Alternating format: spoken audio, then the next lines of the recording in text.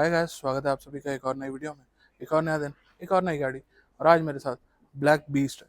कौन सा black beast है? वैसे तो आप लोग पहचान गए होंगे। नहीं पहचाने हैं तो ये है रेनो काइगर। कौन सा वेरिएंट है? तो ये है बेस वेरिएंट। जहाँ बाकी brands special edition, dark edition, limited edition निकालती हैं आपके लिए ब्लैक कलर देने के लिए और एक्स्ट्रा पैसे चार्ज करती हैं, वहाँ पे रेनो बेस वेरिएंट से आपको ब्लैक कलर ऑफर करता है। और प्राइस बता दूं आपको, 6 लाख रुपए से शुरू हो जाता है ये ब्लैक कलर का बेस वेरिएंट रेनो काइगर का।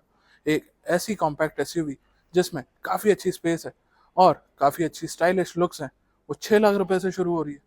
इसका भी एक लिमिटेड एडिशन आया जिसे बोलते हैं नाइट एंड डे एडिशन।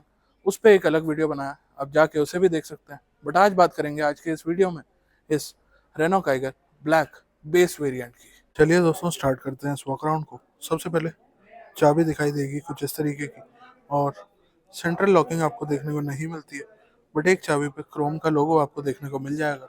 उसके अलावा अब चलते हैं डिटेल्स की तरफ, क्योंकि ये है मिनी एसयूवीज का मेरे ख्याल सबसे अफोर्डेबल ब्लैक बीस्ट।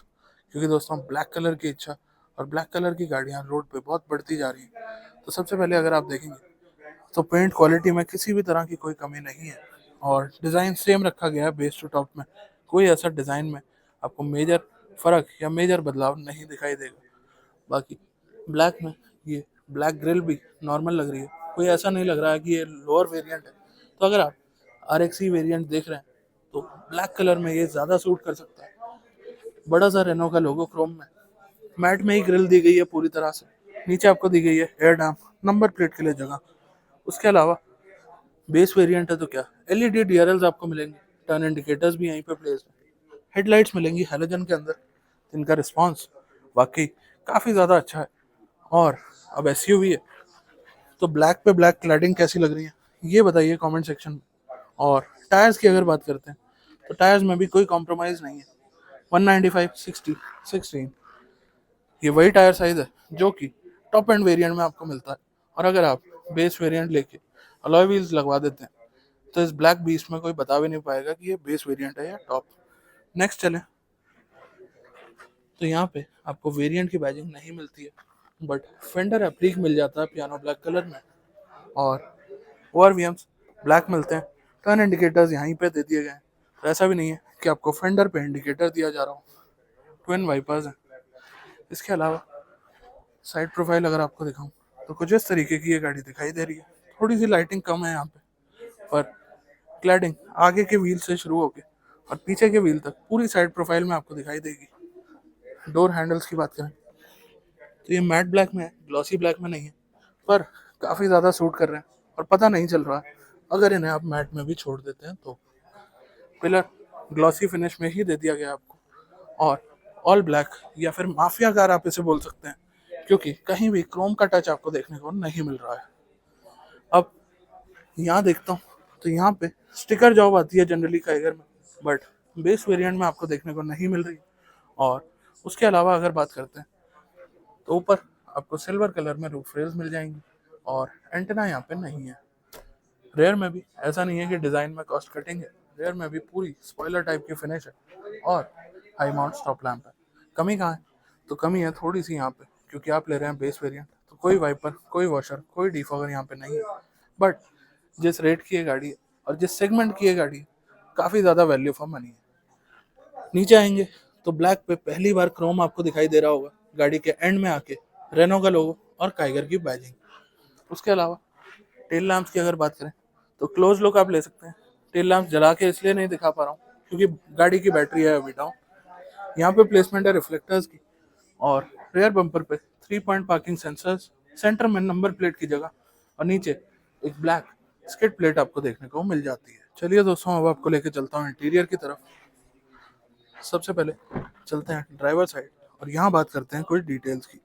तो अंदर भी ऐसा नहीं लगने वाला है कि आप बेस वेरिएंट में, पियानो ब्लैक सराउंड दी गई है, पूरा हार्ड प्लास्टिक में आता है।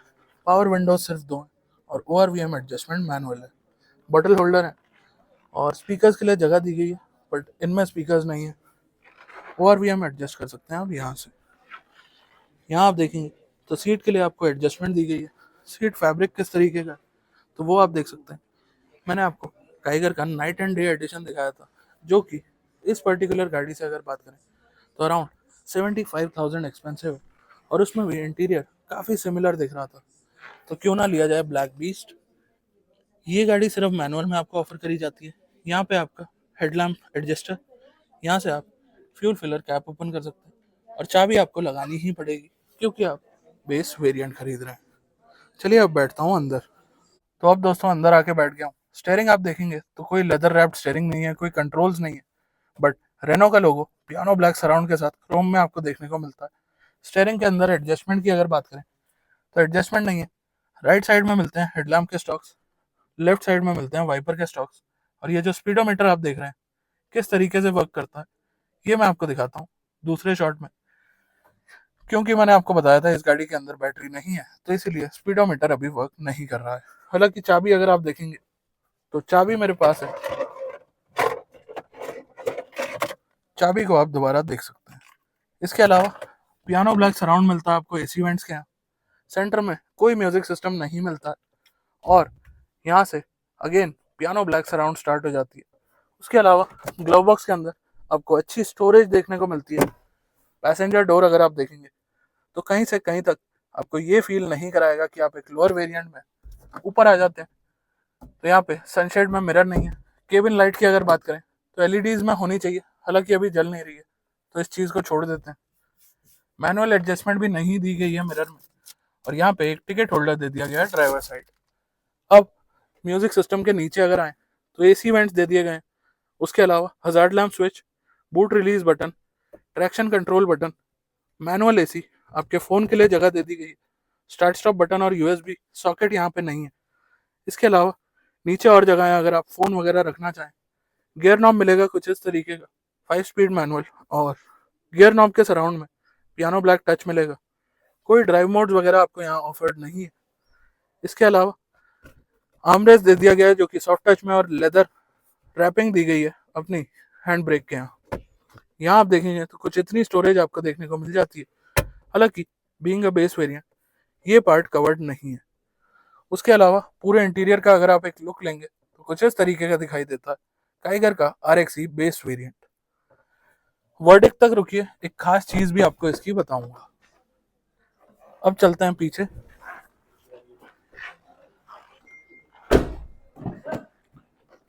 और रेयर डोर की अगर बात करते हैं तो रेयर डोर पे आप देखेंगे तो लॉक अनलॉक का नॉब, डोर हैंडल, उसके अलावा वही पियानो ब्लैक इंसर्ट। ये जो पावर विंडोज़ हैं ये आप डेफिनेटली एक्सेसरीज में लगा सकते हैं। यहाँ पे बटन आता है normally coin holder, bottle holder, speaker के लिए जगह। रेयर सीट फैब्रिक आप देख सकते हैं कुछ इस तरीके से, और आगे के एडजस्टेबल हेडरेस्ट, बट पीछे फिक्स्ड है। पीछे ना ही कोई आर्मरेस्ट और ना ही 60/40 स्प्लिट आपको मिलता है। केबिन लैम्प भी रेयर में आपको ऑफर्ड नहीं है, बट रेयर में एसी वेंट्स भी नहीं है। नीचे एक पावर सॉकेट ज़रूर मिल जाता है, और फ्लोर काफ़ी ज़्यादा फ्लैट है। अब चलते हैं बूट की तरफ, पर बूट के लिए आपको एक बटन दिखाया था यहाँ पर, और अभी इस गाड़ी में बैटरी नहीं है तो शायद बूट भी ओपन ना हो पाए। स्टिल मैं एक बार ट्राई कर लेता हूँ। अब बात करते हैं इसकी बूट स्पेस की। तो 405 लीटर की बूट स्पेस, और इलेक्ट्रॉनिक रिक्वेस्ट सेंसर यहाँ पे देखने को मिल जाता है। कोई पार्सल ट्रे आपको यहाँ पे ऑफर्ड नहीं, 60/40 स्प्लिट नहीं है, बट 100% फोल्ड आप इसे कर सकते हैं। नीचे की अगर बात करें तो नीचे आपको रेड स्टील व्हील का स्पेयर व्हील मिल जाता है। यहाँ पे आपको हुक मिलेगा दोनों ही तरफ, और पार्सल ट्रे वगैरह तो आप एक्सेसरीज में भी ऐड ऑन करा सकते हैं। इसके अलावा अब गाड़ी की बैटरी करा लिया मैंने चार्ज, तो एक बार आपको इसका स्पीडोमीटर भी दिखा देता हूँ किस तरीके का है। तो कुछ इस तरीके का स्पीडोमीटर है, इस तरीके से स्टार्ट होता है। और डिजिटल स्पीड, ओडोमीटर, नीचे आपको कुछ लाइट्स, उसके अलावा ESC on, trip A, trip B, range, instantaneous fuel economy, average fuel use, average service interval, tyre pressure और टाइम, ये कुछ डिटेल्स देखने को मिल जाती हैं। अब ओपन करते हैं इसका हुड, और वर्डिक्ट पे जाने से पहले आपको दिखा देते हैं इसका इंजन पे।